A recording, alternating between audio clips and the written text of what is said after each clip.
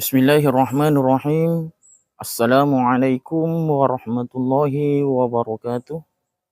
Yang saya hormati Bapak Ibu dosen pembimbing, yang saya hormati Bapak Ibu dosen penilai UKIN yang insyaallah selalu diberikan kesehatan oleh Allah Subhanahu wa taala.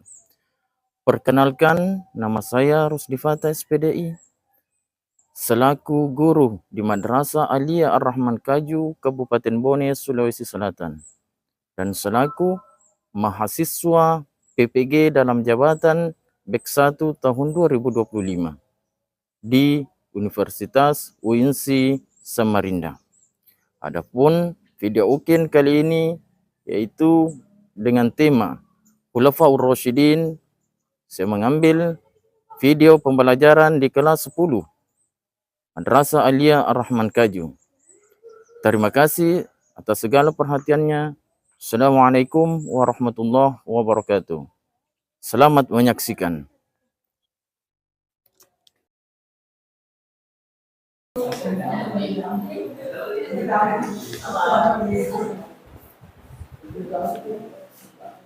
Assalamualaikum warahmatullahi wabarakatuh.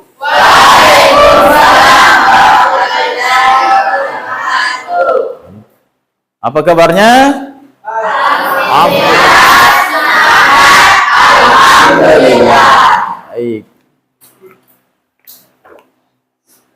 Jadi sebelum kita memulai pelajaran, marilah kita berdoa semoga pada hari ini kita selalu diberikan kesehatan dan ilmu yang bermanfaat. Doa dipimpin oleh ketua kelas. Ini silakan. Baik. Ya, Man.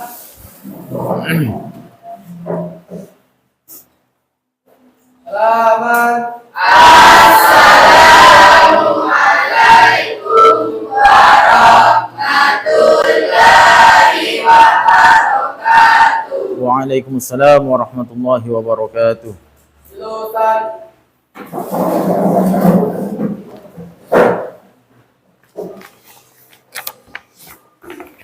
Subhanallah, walhamdulillah, wala ilaha illallah. Allahu akbar.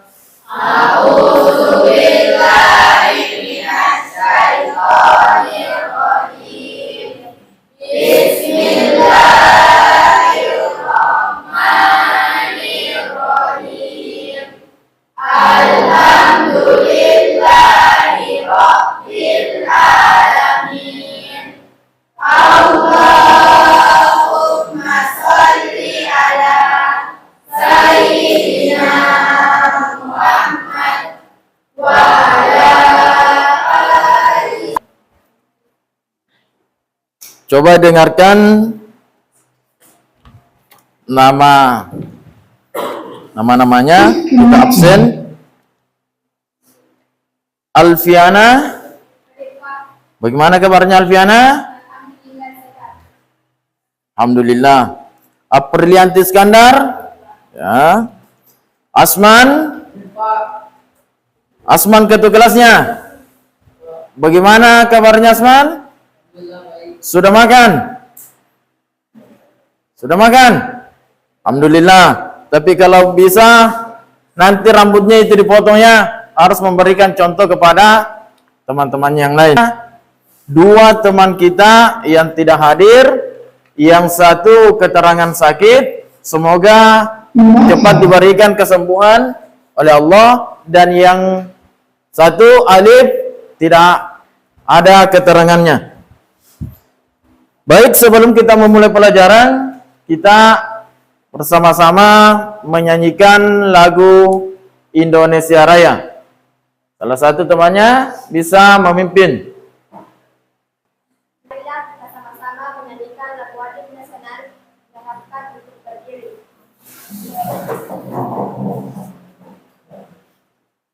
Soria.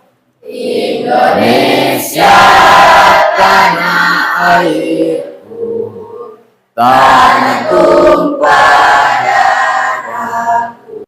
Harapkan semuanya bersyukur.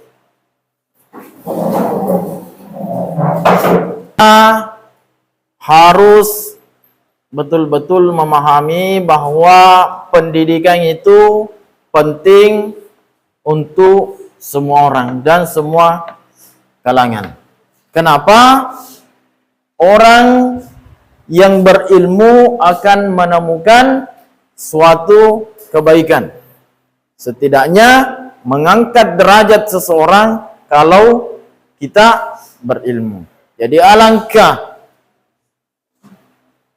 eloknya kalau kita sudah berilmu dan tinggal di tengah-tengah masyarakat. Dengan ilmu juga kita bisa menggapai impian dan cita-cita kita ke depannya. Baik. Selanjutnya,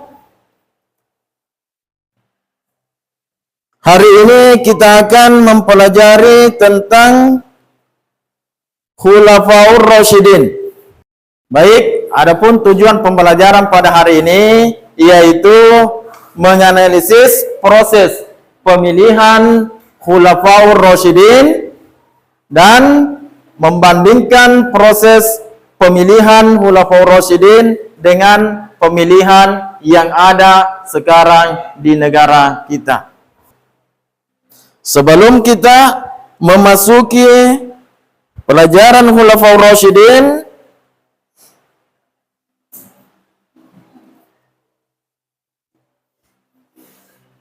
kami akan bertanya terlebih dahulu,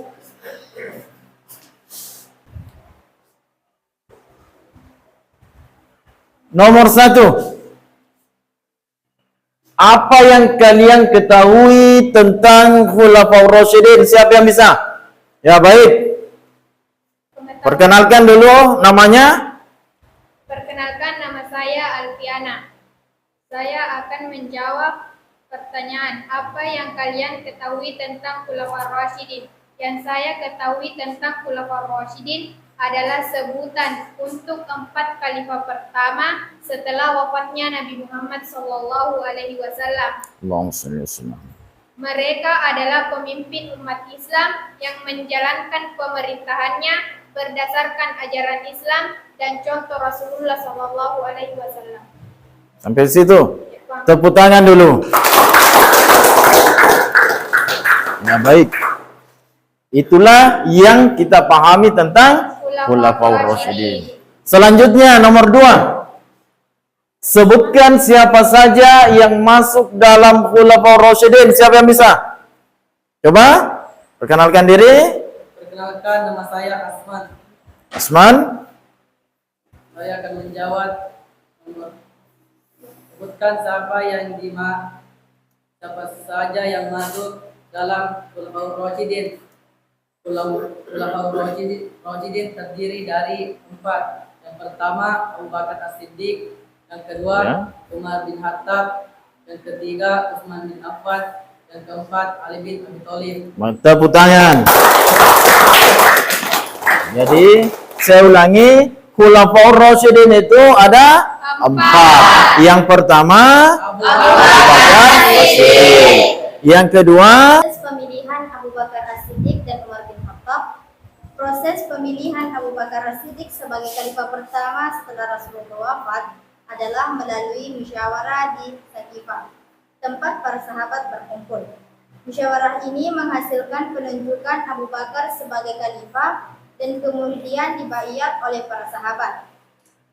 Selanjutnya, Umar bin Khattab menjadi khalifah kedua melalui wasiat yang diberikan oleh Abu Bakar As-Siddiq sebelum wafat, di mana Abu Bakar As-Siddiq menunjuk Umar sebagai penggantinya dan meminta para sahabat untuk membaiatnya. pertanyaan. 4 Khulafaur Rasyidin setelah meninggal Nabi Muhammad sallallahu alaihi wasallam. Jadi apa itu Khulafaur Rasyidin? Para pengganti yang diberkeputusan. Apa? Satu orang coba. Apa Khulafaur Rasyidin? Ya, pengganti yang menggantikan Nabi Muhammad sallallahu alaihi wasallam menjadi pemimpin yang mendapat petunjuk. Baik, Abu Bakar As-Siddiq. Abu Bakar As-Siddiq, kenapa Abu Bakar As-Siddiq dijuluki dengan As-Siddiq?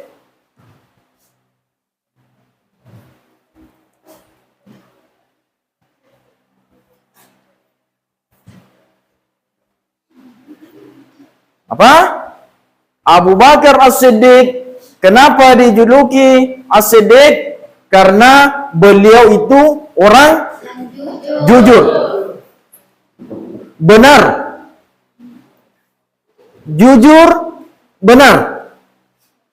Benar apa? Bisa membenarkan apa yang disampaikan Nabi, sama halnya pada waktu Nabi Muhammad SAW diperjalankan oleh Allah dari Masjidil Haram ke Masjidil Aqsa, yang mana beliau menceritakan kepada Abu Bakar As-Siddiq, dan Abu Bakar As-Siddiq langsung membenarkan tentang cerita yang disampaikan oleh Nabi Muhammad SAW. Makanya itu beliau dikenal sebagai As-Siddiq. Yang membedakan. Bagus. Yang membedakan. Apa maksudnya? Yang membedakan? Membedakan apa? Apa julukan atau gelar yang diberikan Utsman bin Affan? Apa? Zu Nurain. Apa itu? Pemilik dua cahaya. Apa maksud pemilik dua cahaya? Karena Utsman bin Affan ini adalah seorang menantu Nabi yang memperistrikan dua anak Nabi Muhammad sallallahu alaihi wasallam. Makanya dinamakan Nurain, pemilik dua cahaya. Cahaya yaitu kedua anak dari Nabi. Baik, selanjutnya khulafa yang keempat siapa? Ali bin Abi Thalib. Ada kejulukan yang diberikan Ali bin Abi Thalib? Ada. Apa itu? Asadullah. Apa itu? Singa Allah. Singa Allah. Apa maksudnya singa Allah? Beliau ini Ali bin Abi Thalib, kalau ada peperangan, dialah menjadi singanya Allah, raja peperangan. Kita lihat raja hutan adalah singa, makanya dijuluki singa Allah. Selanjutnya, apa cuma satu? Pada itu,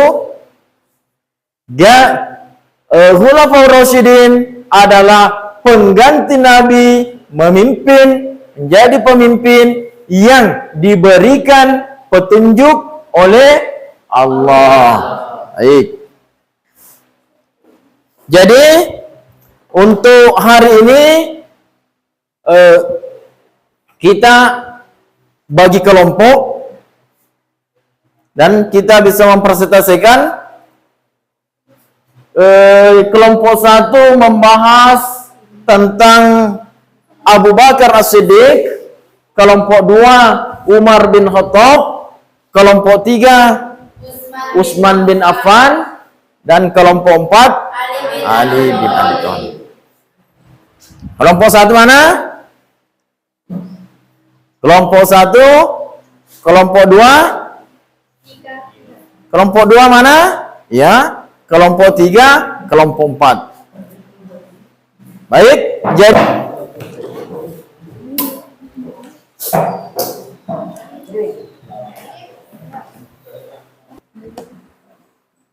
Assalamualaikum warahmatullahi wabarakatuh. Waalaikumsalam warahmatullahi wabarakatuh. Kami dari kelompok 3 ingin memaparkan hasil diskusi kami, yaitu kepemimpinan Khalifah Utsman bin Affan yang dibacakan oleh saudara kami, Tasya Maulina. Baik, saya akan membacakan mengenai kepemimpinan Khalifah Utsman bin Affan.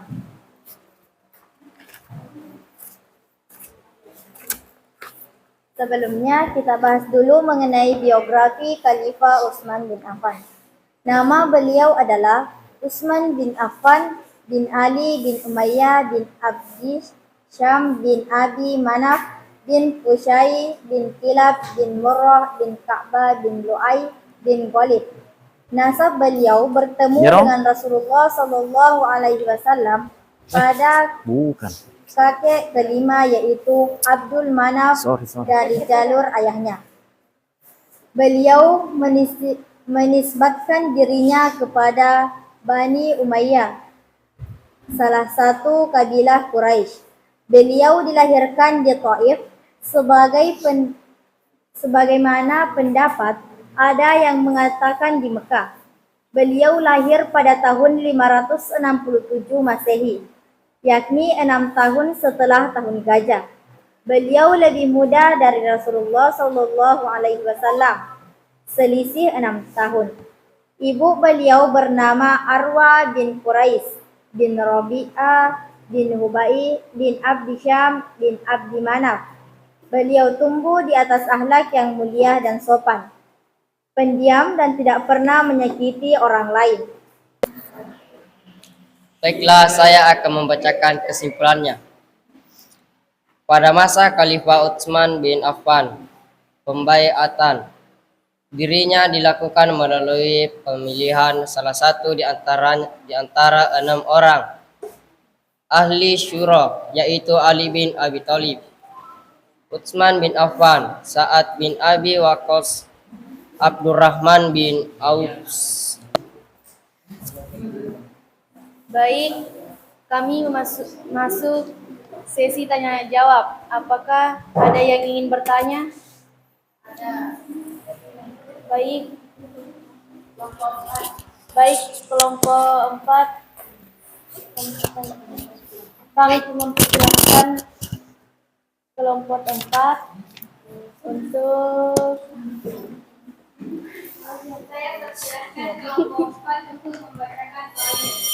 Terima kasih atas kesempatan yang diberikan kelompok kami. Penjelasan dari kelompok 3 sangat luar biasa. Tetapi kelompok kami, kelompok 4 masih ingin memberikan pertanyaan, yaitu apa tantangan yang dihadapi Utsman bin Affan selama pemerintahannya?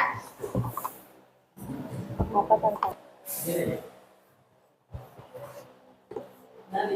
Baik, saya akan menjawab pertanyaan dari kelompok 3, yaitu apa tantangan yang dihadapi Utsman bin Affan selama pemerintahannya. Jadi ada beberapa tantangan yang dihadapi Utsman selama masa pemerintahannya, yaitu yang pertama, perpecahan dan konflik internasional di kalangan umat Islam. Yang kedua, penolakan terhadap kebijakan-kebijakan yang diambil oleh Utsman bin Affan. Yang ketiga, pemberontakan dan protes dari beberapa kelompok yang tidak puas dengan pemerintahan Utsman. Dan yang terakhir adalah tuduhan atau nepotisme dan dari ketidakadilan dalam pembagian dan kekuasaan. Nah, baik. Anda tadi mengatakan salah satu kendala Utsman bin Affan tidak kepuasannya menjadi kepemimpinan. Apa contohnya? Jadi ada kebijakan yang Utsman bin Affan ambil dalam pemerintahannya, yaitu salah satunya adalah mengenai pejabat. Pejabat yang Utsman bin Affan ambil adalah berasal dari kebanyakan dari keluarganya sendiri, sehingga banyak penduduknya yang tidak puas dengan hal itu karena mereka mengira bahwasanya Utsman tidak adil dalam memimpin karena lebih berperan dalam keluarganya.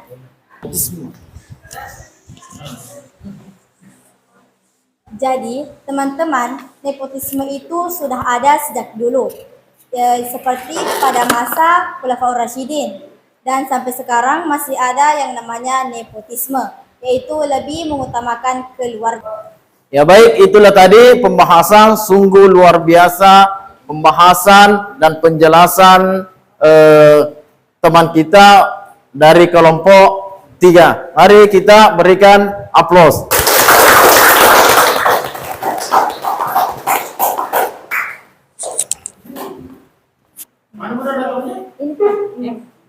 Ada pertanyaan selanjutnya? Ada, saya. Saya persilahkan kelompok 2 membacakan soalnya. Baik, terima kasih untuk kesempatannya. Pertanyaan saya yaitu, apa yang menjadi penyebab Utsman bin Affan menyeragamkan Al-Quran?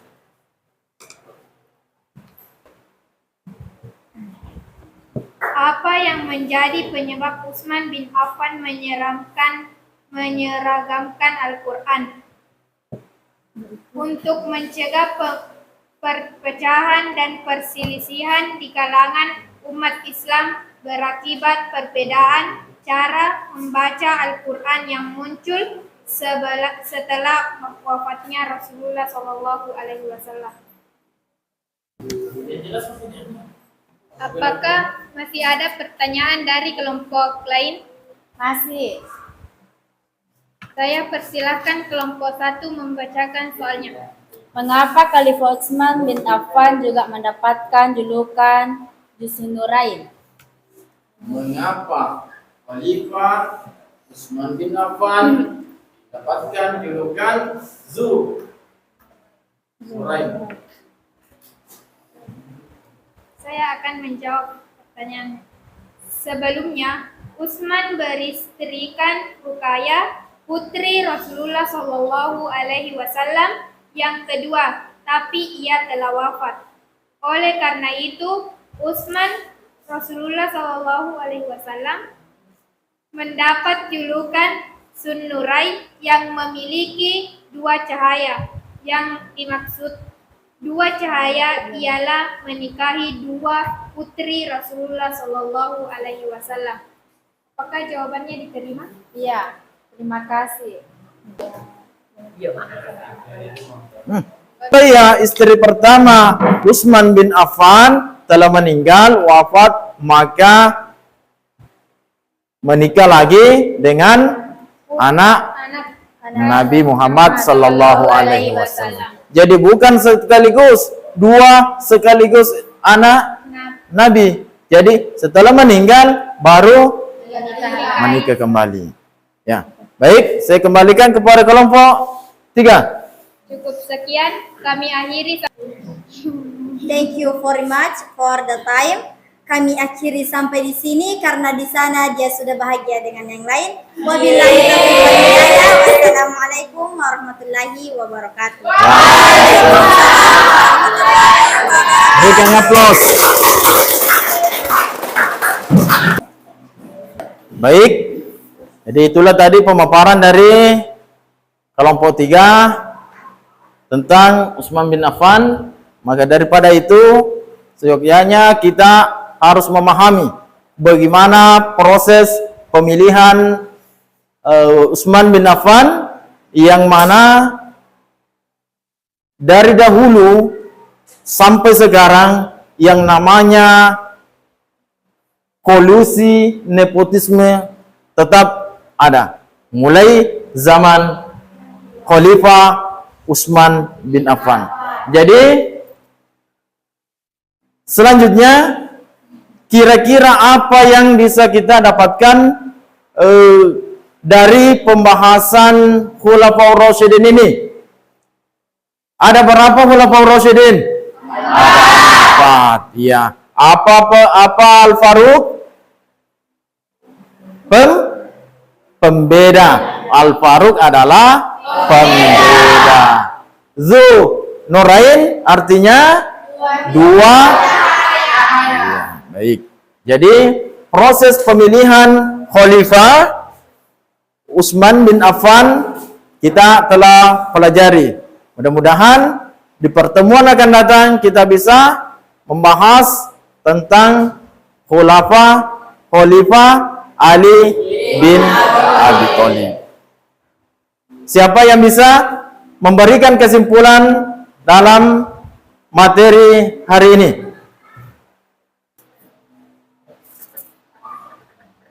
Khulafaur Rasyidin adalah sebutan untuk 4 khalifah pertama setelah wafatnya Nabi Muhammad SAW. Khulafaur Rasyidin terdiri dari 4. Yang pertama Abu Bakar As-Siddiq, yang kedua Umar bin Khattab, yang ketiga Utsman bin Affan, yang keempat Ali bin Abi Thalib. Nah, dan nepotisme itu sudah ada sejak dahulu, yaitu pada masa Khulafaur Rasyidin Utsman bin Affan hingga saat sekarang ini. Baik, kita berikan aplaus.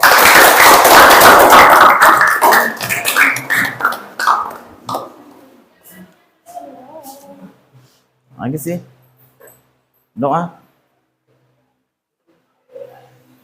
Jadi itulah pembelajaran pada hari ini. Mudah-mudahan kita selalu diberikan kesehatan, keselamatan, dan kepada kedua orang tua kita semoga selalu diberikan kesehatan. Jadi itu pertemuan kali ini saya akhiri dengan ucapan Assalamualaikum warahmatullahi wabarakatuh. Waalaikumsalam